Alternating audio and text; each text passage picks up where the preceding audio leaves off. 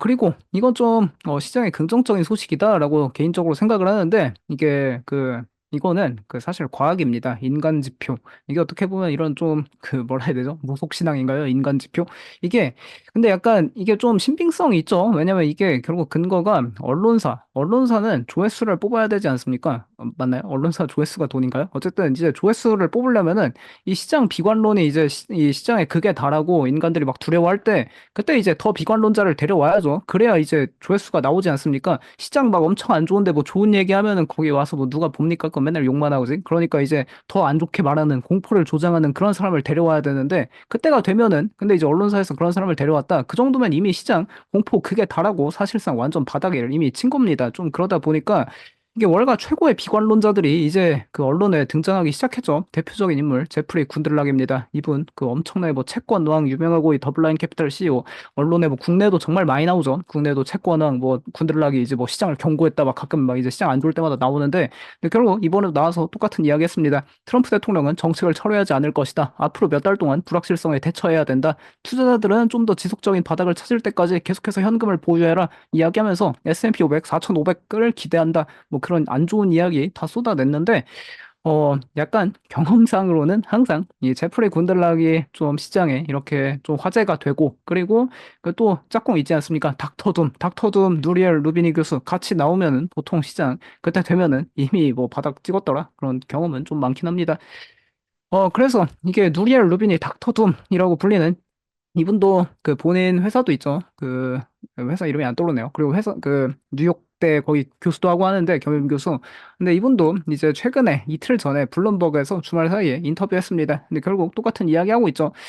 공교롭게도 이틀 전에 이제 주말에 인터뷰를 했었는데 월요일 날 일단 시장이 좀 꽤 올랐습니다. 결국에 이게 시장의 비관론자들이 이렇게 나오면은 결국 이제 올라버리는 건데 최후의 비관론자들이 등장하면은 근데 이게 좀 흥미로운 게 누리엘 루비니 교수 원래 시장에 좀 안 좋은 이야기 많이 하거든요. 근데 이번에 좋은 이야기를 했습니다. 이 조정이 더 심해질 수 있긴 하지만 협상이 시작됨에 따라 시장이 바닥을 칠 것이다 이야기하면서 왜 바닥을 칠 것이냐? 현재 정치적 비용이 결국 너무 크다. 그러다 보니까 트럼프 대통령 적절한 시기에 접근 방식을 바꿀 것이다. 왜냐면은 올해 만약에 경기 침체가 오면은 내년 중간 선거에 질 수밖에 없고 중간 선거에서 지면은 이 맨날 마가 하는데 마가 계획도 다 무너질 것이다. 그러니까 트럼프가 이 두뇌가 있다면 긴장을 완화할 것이다. 라면서 이런 좀 강력한 발언도 하고 있습니다. 그러면서 이게 이번 좀 다시 봤는데 누리엘 루비니 교수가 근데 찾아보니까 최근에는 좀 긍정적인 이야기도 많이 하긴 합니다. 근데 이 트럼프 대통령 이 선거 전부터는 트럼프 대통령 당선되면은 뭐 큰일 날 거다. 엄청 그런 경고 많이 했는데 근데 좀 이번에 좀 흥미로운 이야기 중 하나가 시장이 어쨌든 뭐 협상에 따라 단기 바닥을 칠 건데 앞으로 미국 경제가 엄청나게 좋아질 거다 그걸 이야기합니다. 특히 AI 기술에 대한 성장 이제 좀 가속화를 이야기하고 있는데 미국 경제가 AI를 기반으로 한 기술 혁신을 통해 성장이 가속화될 것이라고 합니다. 2020년대에는 GDP 성장률이 2%인데 2030년대에 가면은 GDP 성장률이 4%가 될 거고 2040년대 가면은 미국의 GDP 성장률이 6%대가 될 거다 이야기하면서 미국의 GDP 성장률 6%대 말이 되나요, 이거? 중국도 이 정도 안 되고 뭐 동남아 국가들도 요새는 이거 안 되는 것 같은데 미국이라는 뭐 세계 압도적 국가가 20년 뒤에는 성장률이 6%까지 가속화될 수 있다라고 이 닥터 둠이라는 좀 이제 별명에 어울리지 않게 상당히 강세를 갑자기 펼치고 있긴 합니다.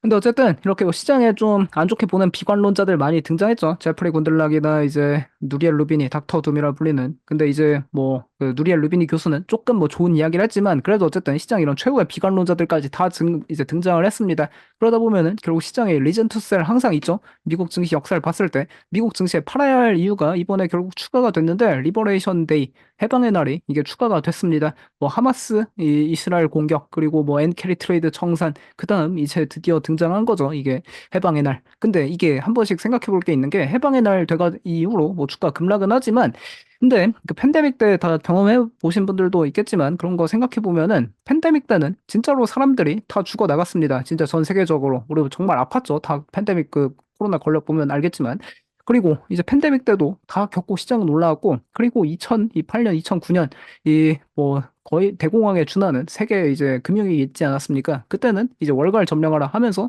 주식시장 없애라, 주식시장 폐쇄하라 뭐 그런 이야기도 있고 했었는데도 시장은 결국 이겨내고 올라왔습니다. 근데 현재 이 해방의 날 이슈가 과연 이 팬데믹이나 그 금융위기 때보다도 더 심한 이슈인지 그거는 좀 의문을 갖기 때문에 이게 뭐 이번에도 결국 팔아야 할 이유 아닐까 뭐 그런 좀 희망은 갖고 있고요. 그리고 실제로 앞서서 다 보여드렸지만 트럼프 대통령이나 스콧 베센트 재무부 장관이나 공통적으로 직접 다 이야기합니다. 협상, 협상. 그 협상을 이야기하니까 결국엔 이제 앞으로 좀 이제 향방은 이 트럼프 행정부하고 협상 대상국이 어떻게 협상을 하냐 이거에 따라 좀 달린 거니까 뭐 좀 뭐 시장 기대할 요인도 분명히 있는 것 같긴 합니다. 협상을 계속 진행 중이라고 하니까.